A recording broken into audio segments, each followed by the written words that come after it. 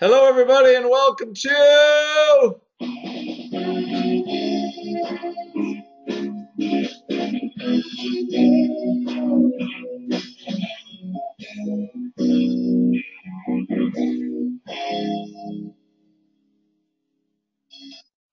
Haha! You are all here. You are welcome to Option Pit. This is Andrew Giovinazzi, Chief Operating Officer. Mark might be on here in a few seconds. He's doing some TV gig, I believe. What do we got going? What's the AM Vol report? Welcome, everybody. It is Friday. It is Sell Your Stocks Friday right now. Events before we get going to the market. Weeklies. How to trade weeklies, how to use them, position with them, all kinds of stuff, right? Essentially, Mark did a little bit of myth debunking on how they actually work. And we'll do is go into a little more detail next Saturday. And with, trading takeaways. Hopefully help you understand when you want to sell them, if you want to sell them, and why you want to sell them. Also, how to spread with them. Okay? Alrighty. So for right now, what do we got? We have a market that is going down. I think everything except for oil and Netflix. Unbelievable upside squeeze in Netflix still going on. What is kind of holding on a little bit is oil. What was ugly is now beautiful. And oil, we're getting some earnings from Schlumberger, stuff like that. So the scene here, while the market is selling off, at least let's say if we had Schlumberger earnings, not so bad all of a sudden. Not so bad in some of these drillers that we're looking, all these service energies. The market is discounting the earnings, but they're starting to lay people off and do what they do. So maybe we'll see a little more momentum in this group as we move forward. Next, we just have, this.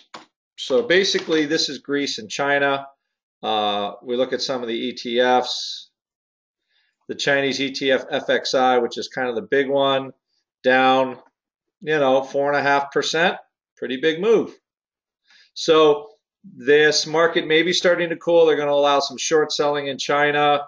There's actually upside call skew. Just one of my pro clients was letting me know that crazy upside call skew in there. So what do we got? We have Greece is back in the news because of the creditor situation. Right? Creditors, not sure if they can do a deal with Greece. And we get the same kind of unhappiness as we have gotten in the past. The market gets unsteady. We're just at all-time highs. Boom, it's easy to sell off. And that's essentially what we have. Is there a lot of conviction in the sell-off? I mean, it's fair for what kind of move we have. Right? Remember, VIX cash was pretty compressed yesterday. I think we had $3 in future premium on the close. And if we take a look at that, what do we have now today? So pre-opening, I was looking at like 1565. So the futures here barely even up on the day. Okay, let's take a look here down here. Okay, May future of 60 cents. So what we've got is now we have only like a very small percent. Notice VIX is up 10%. The delta on the May future is only like a third. Okay, so essentially we've had a lot of future premium absorbing. And of course, we've had trades that are going well today in the strategy letter, kind of setting up for this. So what do we got? The big question is how far our cash value will melt into our future, and that kind of will tell us what the market's thinking about Greece, and if this is kind of a one-off thing, or if there's going to be any legs to it. As of right now, right, treasuries are barely moving. Right? Not a lot of panic there. And the euro right? If we just look at just the ETFs, just because it's so easy, it's actually slightly up. Maybe maybe having Greece, I don't know, right? They either got to fix this or Greece, I don't know if the exit will be better. But for right now, you just have some of the markets that really had taken off lately, um, like ours, like China, like Europe, selling off a little bit until the Greek thing gets settled. So we've had, we wrote in the blog earlier in the week, it's kind of on again, off again, on again, off again. So we got the same thing. So I have ranges for volatility, I think somewhere between 12.5 and 15. If VIX actually moves over 15, then I think we start to worry and maybe there's a little bit more like what we'll just call acceleration on the downside. That to me would mean there's a problem and liquidity providers are starting to jump a little bit.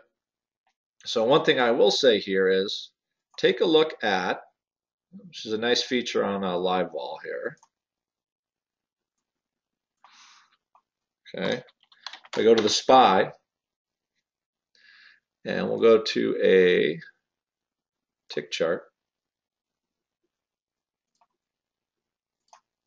Okay. So this is what I'm looking for. Here's our 2-day chart.